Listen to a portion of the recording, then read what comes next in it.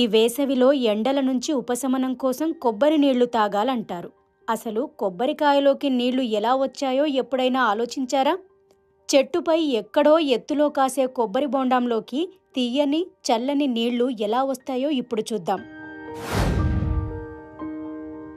కొబ్బరి చెట్టును tree of life అని పిలుస్తారు.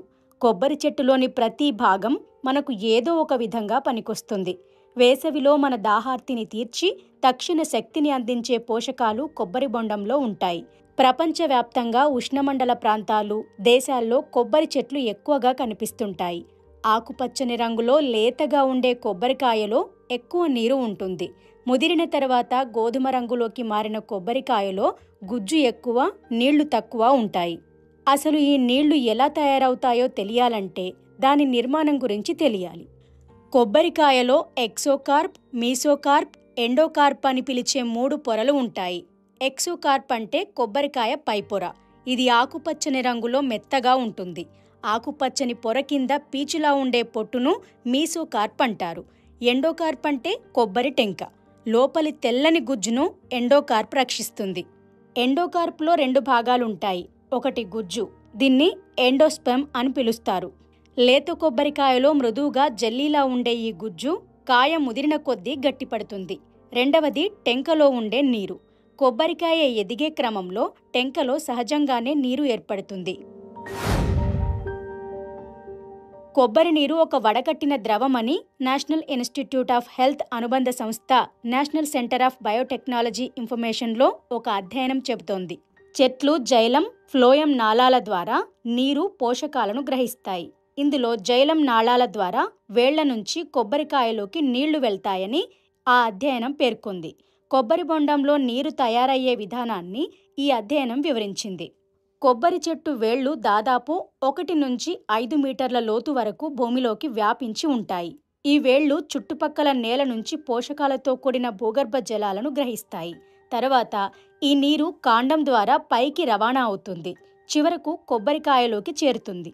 కొబ్బరికాయలోని టెంక భాగం అంటే ఎండోకార్ప్ నిర్మాణం ఈ నీటిని నిల్వ చేస్తుంది. పోషకాలు సమృద్ధిగా ఉండే ఈ నీరు కాయ ముదిరే కొద్దీ తెల్లటి గుజ్జును తయారు చేస్తుంది. ఇలా కొబ్బరి నీళ్లు చెట్టులో సహజంగా తయారవుతాయి. కొబ్బరి నీళ్లలో దాదాపు 95% మామూలు నీళ్లే ఉంటాయి. అందుకే శరీరాన్ని హైడ్రేట్ చేసే అద్భుత ద్రవంగా కొబ్బరి నీళ్లను పరిగణిస్తారు. మిగతా 5% కొబ్బరి నీళ్లలో మనకు ఎంతో పనికొచ్చే పోషకాలు ఉంటాయి. కొబ్బరి నీటిలో ఉండే సోడియం, పొటాషియం, మెగ్నీషియం, కాల్షియం వంటి ఖనిజాలు నరాలు, కండరాలకు పుష్టిని ఇస్తాయి. అమైనో ఆమ్లాలు, ఎంజైమ్ల వంటి ప్రోటీన్లు జీవక్రియకు సహాయపడతాయి. ఫ్రక్టోజ్, గ్లూకోజ్ వంటి చక్కెర పదార్థాలు నీటికి తీయని రుచిని అందిస్తాయి. అంతేకాకుండా విటమిన్ సి, విటమిన్ బి కూడా ఉంటాయి. కొబ్బరికాయలోని నీటి పరిమాణాన్ని, నాణ్యతను చాలా అంశాలు ప్రభావితం చేస్తాయి. వాటిలో కొబ్బరికాయ వయసు ఒకటి. లేతగా ఆకుపచ్చ రంగులో ఉండే కొబ్బరికాయలో నీళ్లు నిండుగా ఉంటాయి.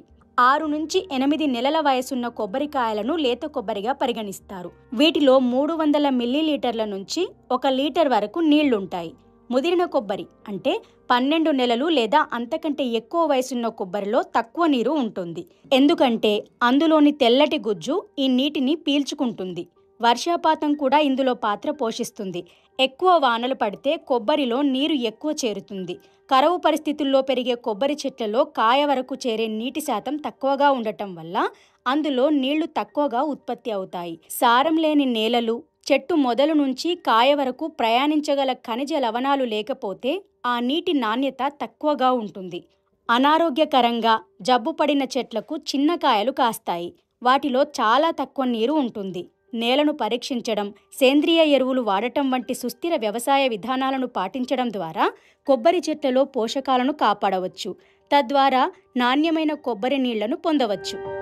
మరిన్ని న్యూస్ అప్డేట్ కోసం A3 న్యూస్ ఛానల్ని సబ్స్క్రైబ్ చేసి బెల్ ఐకాన్ను ప్రెస్ చేయండి.